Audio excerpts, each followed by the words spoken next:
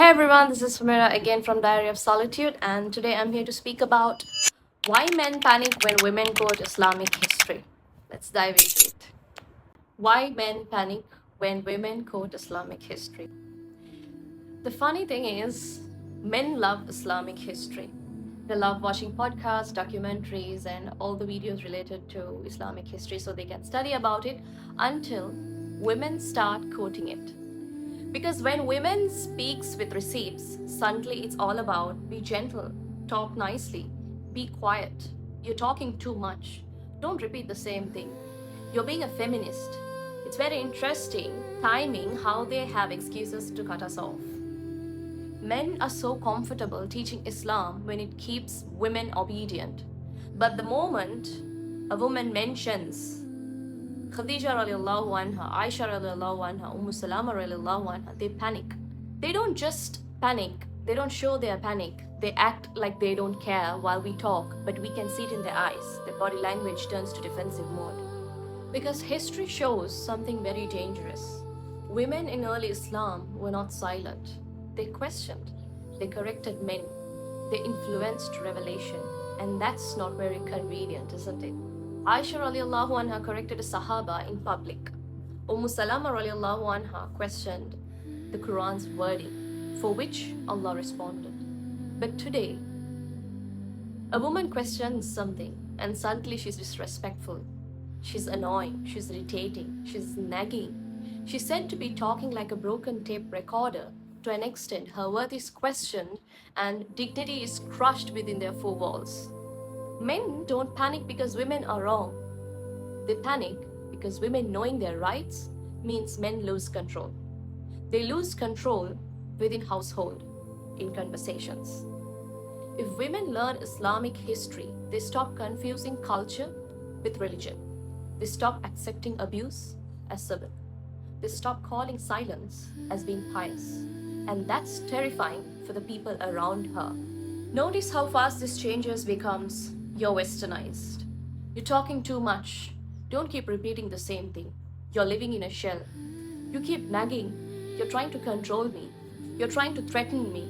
You don't know the world. You're trying to be feminist. You're going against Islam. No, I'm going against your version of it. Islam was never afraid of educated women. Patriarchy is. If your faith collapses when women quotes history, it was never faith.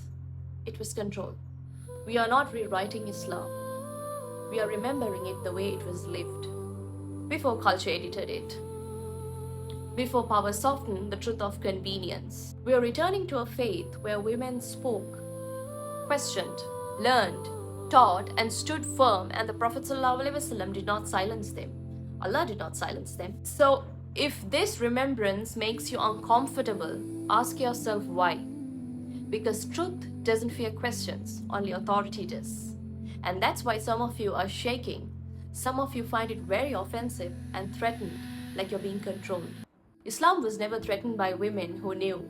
Only system built on control were. When women finally asks the question no one likes to answer, why are we emotionally neglected? The response is never reflection. It's dismissal dressed as advice. Make yourself busy, go to work, get yourself a job, do something to earn some money. As if employment is a replacement for presence. As if a schedule can substitute care. As if exhaustion can heal loneliness. Work does not fill emotional absence.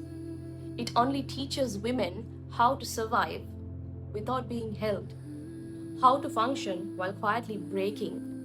And when women say this is not the solution, this does not meet the need, they are no longer answered. They are ignored, silenced with distance, punished with neglection. Because emotional accountability is harder than financial provision. Because listening requires humility. Patriarchy was never trained to listen to women's needs, only to manage their silence. So when women speak again, clearer this time, they're told they're demanding, they're too sensitive, they're overthinking, asking for too much. But asking for emotional presence is not revelation, it's human. And Islam never told women to numb themselves to be patient. So dear weavers, look carefully around you. The women who suffer quietly behind the walls they have built.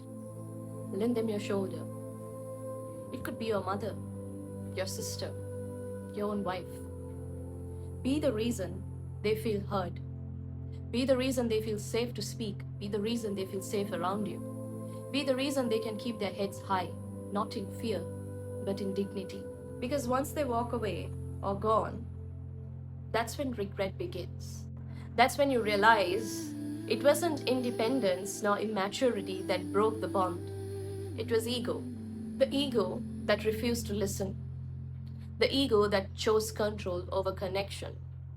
The ego that turned you into defensive mode instead of speaking. Ego that slowly suffocated the relationship until there was nothing left to hold. But death does not wait for understanding, and apologies don't reach graves. Ego doesn't just damage relationships. Sometimes it steals the chance to love properly. And by then, understanding comes too late. So, sit back, think for yourself, and comment down below what you think. This is Humaira signing off.